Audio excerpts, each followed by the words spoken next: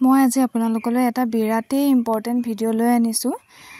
মই আপোনালোকক ইয়াত কাঠৰ যি প্লাইবোৰ্ডৰ গডৰেজ, সেই গডৰেজত কেনেকৈ কাপোৰবিলাকত উই লাগি কাটি দিলে চাওকচোন এবাৰ। মোৰ ঘৰৰ ওচৰৰে বোৱাৰী এজনী গোটেই কাপোৰত উই লাগি একেবাৰে নষ্ট কৰি দিলে কাপোৰবোৰ। যদি কাৰোবাৰ কাঠৰ বা প্লাইবোৰ্ডৰ গডৰেজ আছে বা আলমাৰি আছে, আপোনালোকে অলপমান চাব কাপোৰবোৰ। চাওকচোন কিদৰে মুগা সাজযোৰ একেবাৰে কুটি পেলালে উইয়ে, অকণো নুঠাকে খাইছে একেবাৰে। তাই চায়ে থাকে মাজে মাজে, তথাপিতো কেতিয়া সোমালে তাই গমেই নাপালে।